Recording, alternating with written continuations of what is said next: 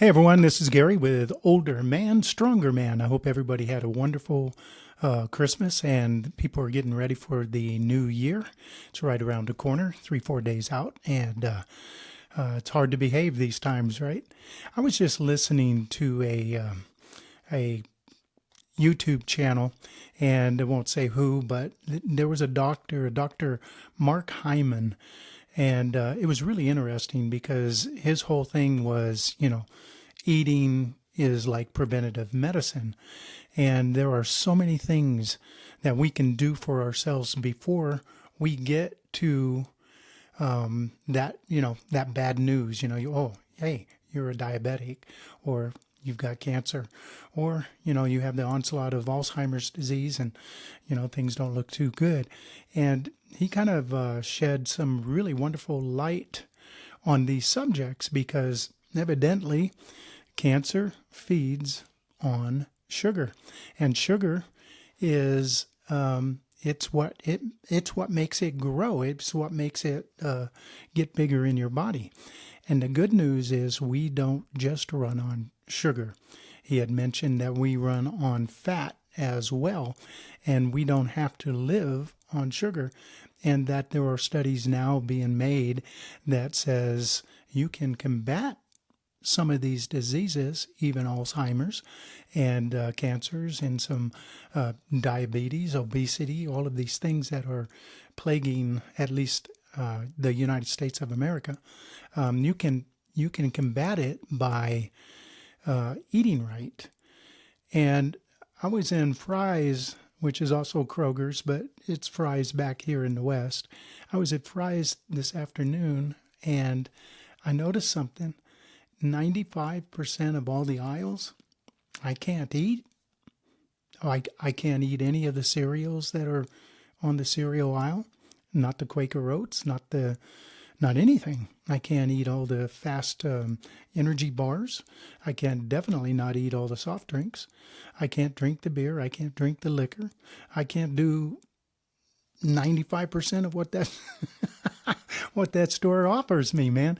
And so makes me want to shop at Aldi's all the more because it's a small little store and I don't get bogged down by what's on the left or right of the aisle because I just know I'm headed to the meat and the eggs and the dairy section, and that's that's where I need to be. And it's really hard because everything in society, right, is pushing us to eat this stuff that wasn't even part of our diet 60 years ago. When I grew up, and I know many of you know this, but when I grew up, there were no fat people, and the fat people, I shouldn't say there's no fat people, but they were rare. And those fat people actually had gland problems. There was actually a problem with the way they handled the food that they would eat. And they actually had a medical condition that made them so. But as a whole, man, we climbed monkey bars. We climbed, chasing girls. We played basketball until dark, right? And that's the old saying, when the lights go on, you go home. That was us, man. Very much what they call a free range child. I remember riding my bike, at dusk, trying to get home and all that kind of stuff. And there is very little that is good for us in these grocery stores, man. And it really sucks because it makes it really difficult to behave.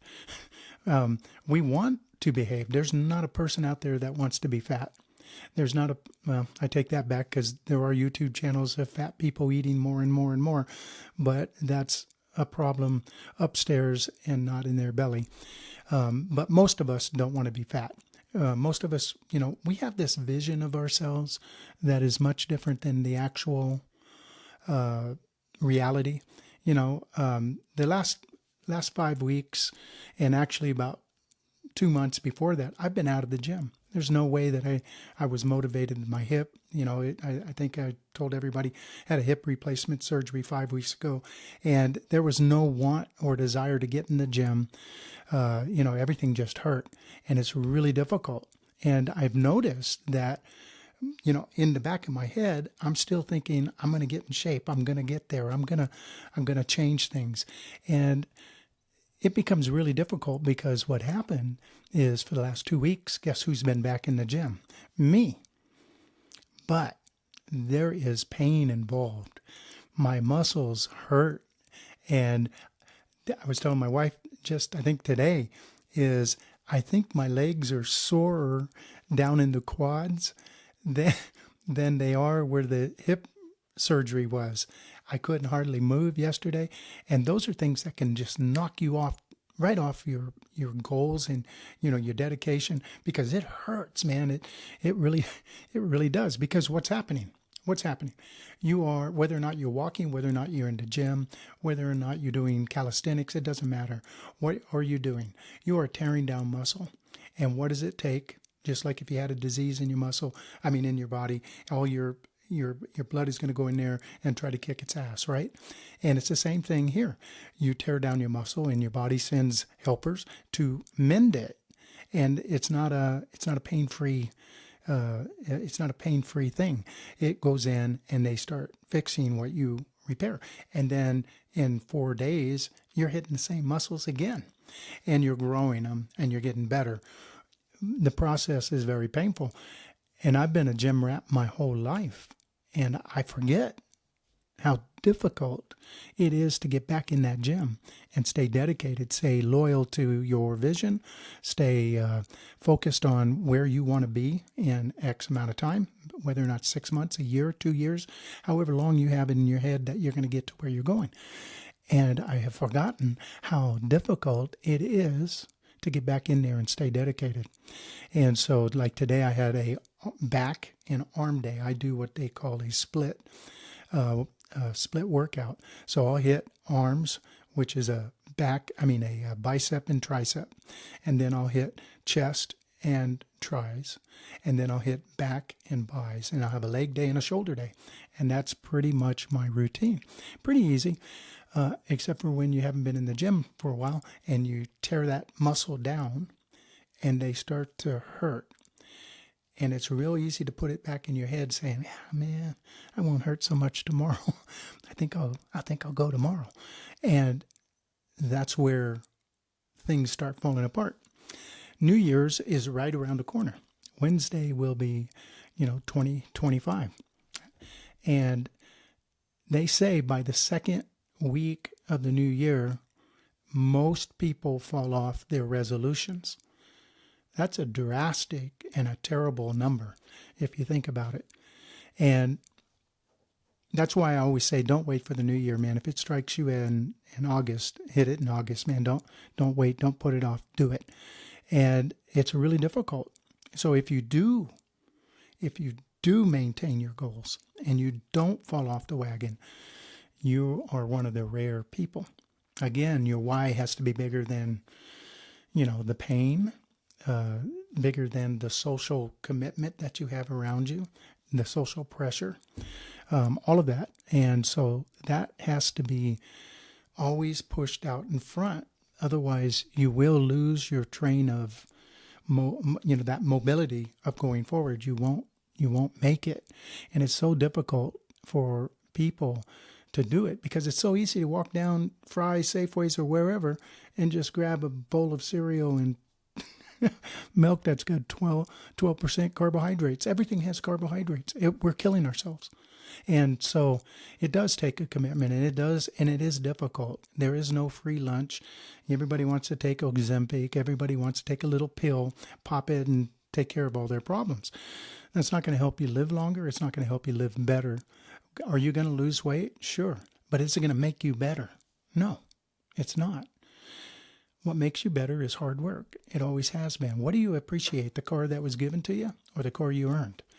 I believe it's the car you earned. You're more likely to wash it, take care of it, because in your back of your mind, you know how hard you work for that. It didn't just show up one day and voila, here, this is yours. That's my take on it. And so I really want to, if you're really wanting to make a change in your life, don't do it unless you count the cost, because the cost isn't just making that decision to, okay, I'm going to better myself, right? The cost is actually doing it. And there is so much more to it than just saying it, because that means that all those aisles that you can't shop, maybe it's less for you, but all those aisles you can't shop, you just don't go down.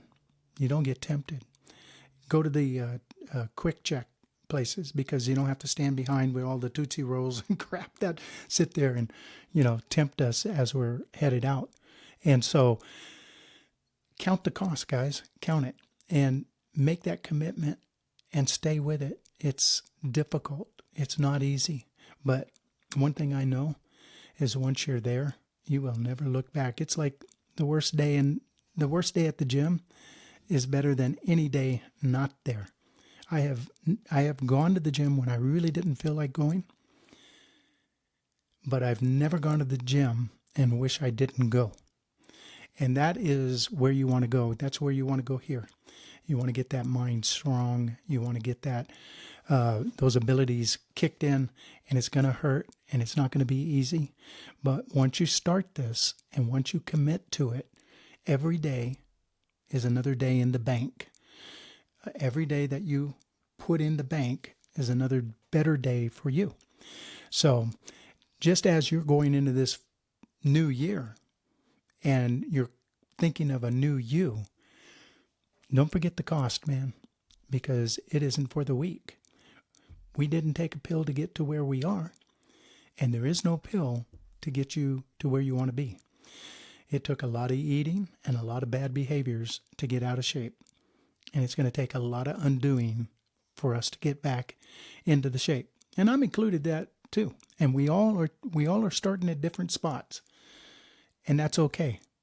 Understand where you're starting. Some of us are going to get there in 6 months. Some of us aren't going to get there for a year or two. And that's okay. It's just a matter of counting the cost and whether or not you're willing to put that time, that effort into what your goals are. This is Gary with Older Man, Stronger Man, hoping that you decide to make a better you in 2025. You guys take care.